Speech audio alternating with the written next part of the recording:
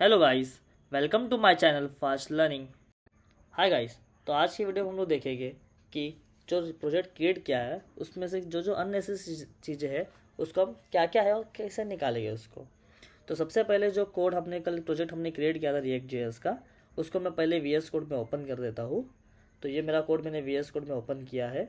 इसके बाद सबसे पहले हम लोग इसको रन करके देखते हैं कि ये प्रॉपर रन हो रहा है या नहीं हो रहा है। तो रन करने के लिए जो कमांड है वो है npm start, जिससे मेरा प्रोजेक्ट है वो लोकल होस्ट 3000 पोर्ट पे रन होएगा। बाय डिफ़ॉल्ट जो है 3000 पोर्ट लेता है, अगर वो बिजी रहा तो ही दूसरा लेता है।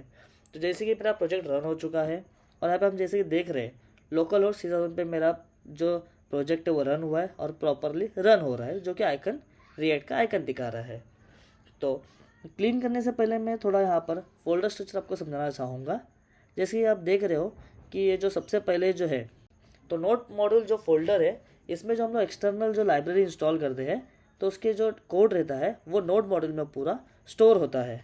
उसके बाद में जो फोल्डर आता है वो है पब्लिक।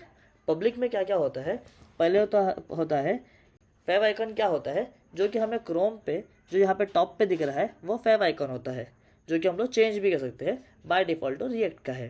टैब के लेफ्ट साइड में फेव आइकन डिस्प्ले होता है। उसके बाद में index.html।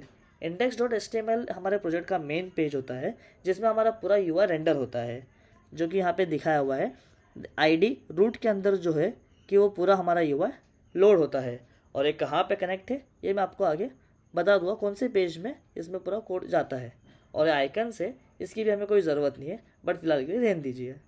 उसके बाद में जो मेन फोल्डर है हमारा एसआरसी में भी हम देखेंगे कि क्या क्या है।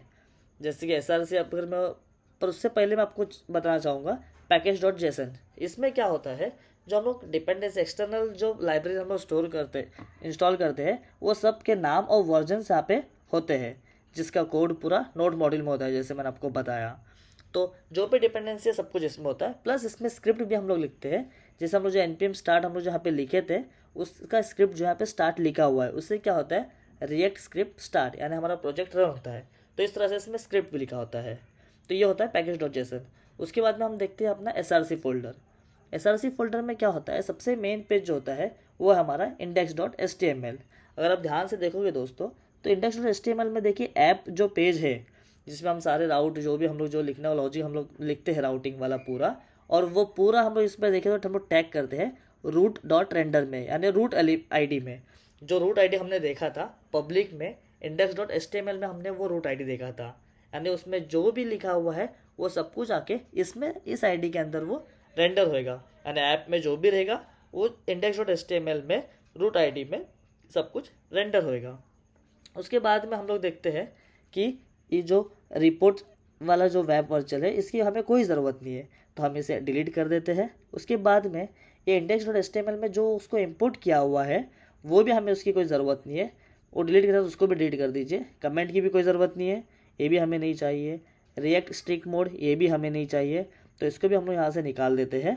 इसके बाद में हम लोग को जो ये app.css है ये बाय डिफ़ॉल्ट CSS आता है, इसकी भी हमें कोई ज़रूरत नहीं है, तो मैं इसको भी यहाँ से पूरा क्लीन कर देता हूँ। उसके बाद में जो index.css है ये भी बाय डिफ़ॉल्ट CSS पूरा लगता है, तो इसकी भी हमें कोई ज़रूरत नहीं, तो ये भी पूरा मैं क्लीन कर देता हूँ। ये सब क्लीन करने के बाद हमें जो ऐप वाला जो है इसमें ऐप.js में हम ऐप.js में भी जो कोड है बाय डिफ़ॉल्ट जो दिखता है हमें, ये जो वहाँ पे वो आइकन वाला दिखता है वो सब है, तो ये इसकी हमें फ़िलहाल कोई ज़रूरत नहीं है।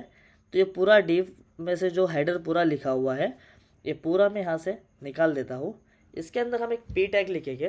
पी टैग में हम लोग देखेंगे कि वो प्रॉपर रनिंग में है, ये दिख रहा है नहीं दिख रहा है। तो पी टैग में मैं लिखता हूँ वेलकम टू फास्ट लर्निंग। ये हमें जो है कि क्रोम में आउटपुट दिखेगा। तो मैं इसको सेव करता हूँ। सेव करने के बाद यहाँ पे दोस्तों मुझे एक वार्निंग दे रहा है जो कि लोगो का, यानी हमने इसको इंपोर्ट किया बट यूज़ नहीं किया हुआ, इसके से वार्निंग आ रहा है, तो मैं उसको निकाल देता हूँ। ये देखिए हमारा वार्निंग भी चले गया। वार्निंग के बाद हमारा प्रोजेक्ट जो है प्रॉपर रन हो रहा है, तो मैं क्रोम में इसका आउटपुट देखता हूँ।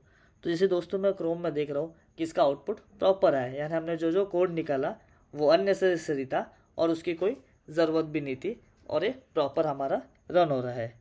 ये प्रोसेस थी गाइस कि कोड क्लीन करने की, यानी कि जो अननेसेसरी कोड था वो निकालने का, और जो बाय डिफ़ॉल्ट जो CSS आता है वो निकालने का, बिकॉज हम अपने हिसाब से CSS लिख सके। अगर आपको इसमें कुछ भी डाउट है तो आप कमेंट कीजिए, मैं उसको as soon as possible reply दूंगा। Thank you. Thanks for watching my video. For more videos please like and subscribe my channel.